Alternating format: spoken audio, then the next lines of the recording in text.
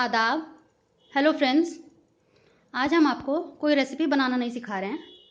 आज बस हम आपको ये बताना चाह रहे हैं कि हमारे चैनल का नाम शैलाज़ दस्तरखान है।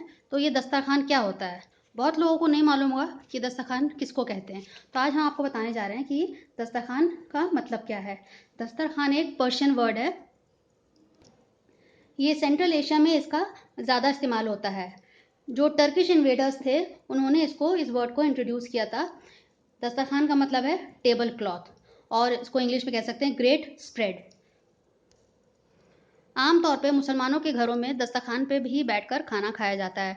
वो लोग डाइनिंग टेबल पे अवॉइड करते हैं, वो चाहते हैं कि दस्तरखान पे ही बैठकर खाना खाया जाए। ये एक उनका ट्रेडिशन, मुसलमानों के घर में ट्रेडिशन चला आ रहा है कि सब घर के मेंबर्स जो हैं दस्तरखान पे ही बैठेंगे, वहीं पे बैठ के सबने नाश्ता करना है। चाहे नाश्ते का टाइम हो, चाहे लंच का टाइम हो या डिनर का, वो लोग कोशिश करते हैं कि दस्तरखान पे ही सब लोग एक साथ बैठकर खाना खाएं। हमने ये आपको इसीलिए दिखाने वीडियो बना रहे हैं कि जो हमने वाइट चादर बिछा रखी है, नीचे कारपेट है, उसके ऊपर हमने वाइट चादर बिछा के, और जो पिंक कलर का ये आपको दिख रहा है, ये इसी को हम दस्तरखान बोलते हैं। तो इसी पर हमने अपना ये सामान खाने पीने का आज रख के आपको दिखाया है। दस्तरखान का एक कल्चरल सिग्निफिकेंस भी है। इसके लिए इसका ये है कि दस्तरखान बिछाने का मतलब ये है कि सब लोग जितने भी घर में फैमिली मेम्बर्स हैं सब एक साथ बैठ के साथ में खाना खाएं, उसी पे वहीं पे बातें होती हैं उसी तरह से। और एक ये भी ट्रेडिशन है कि दस्तरखान पर कभी पैर नहीं रखा जाता है। तो इस तरह से एक ट्रेडिशन है जो चला आ रहा है, और बहुत से मुसलमान घरों में ये अभी तक भी तरह से। एक हिंदी फिल्म है दावत ए इश्क, उसका जो टाइटल सॉन्ग है उसमें भी इस वर्ड को यूज़ किया गया है, दस्तरखान को। हर घर में, हम मुसलमान के हर घर में देखेंगे कि वो लोग दस्तरखान पे बैठ के सब लोग खाना खाते हैं।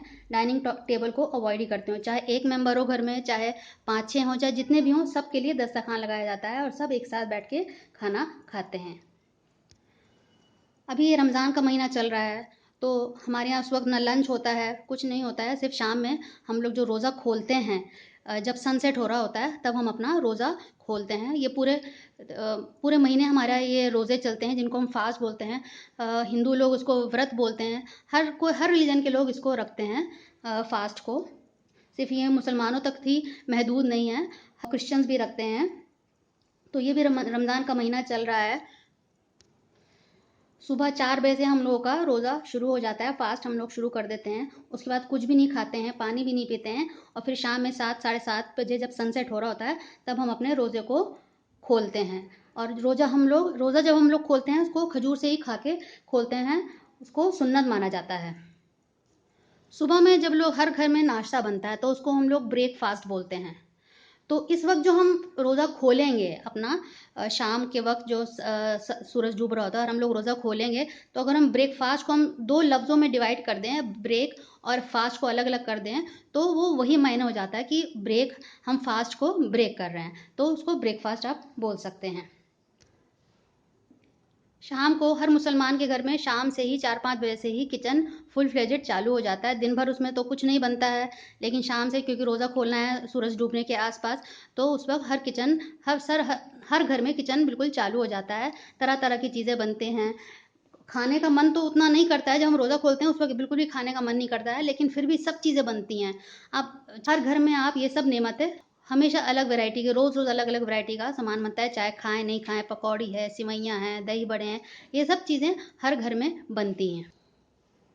बच्चे भी बहुत खुशी खुशी रोज़ा रखते हैं। 12 साल, 13 साल, 14 साल के बच्चे भी बहुत खुशी खुशी रोज़ा रखते हैं, बहुत एक्साइटेड रहते हैं जब रमज़ान शुरू होने वाले होते हैं।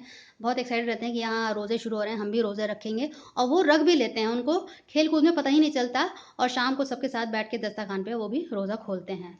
रोज़ा मुसलमानों के लिए रखना तो ज़रूरी है, लेकिन अगर कोई बीमार है, किसी को कोई परेशानी है, वो उनको माफ़ है, वो नहीं रख सकते।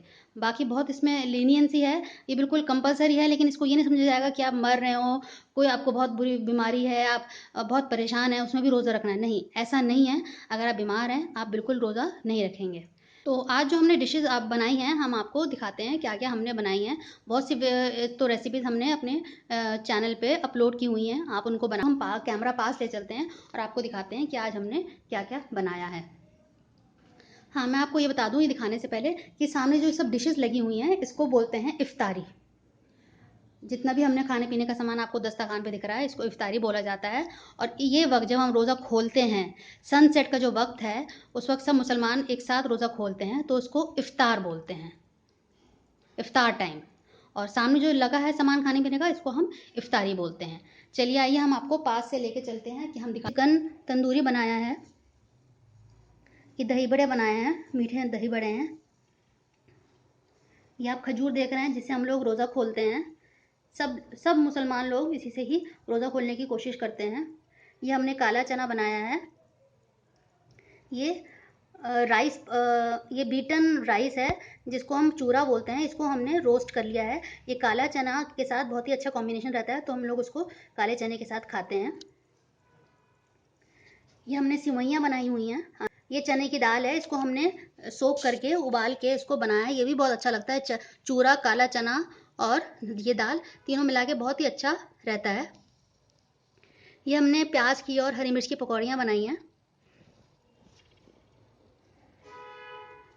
ये पनीर की पकौड़ियाँ हैं और ये आलू की पकौड़ियाँ हैं। इस तरह से रोज़ रमज़ान में हम लोगों के यहाँ एक जश्न सा लगता है कि अब एक जश्न हो रहा है, बहुत सब लोग आएंगे, एक साथ बैठेंगे, खाना खाएंगे, रोज़ा खोलेंगे। बहुत अच्छा सा माहौल बन जाता है रोज़ों में, बहुत मज़ा आता है रोज़े रखने में भी।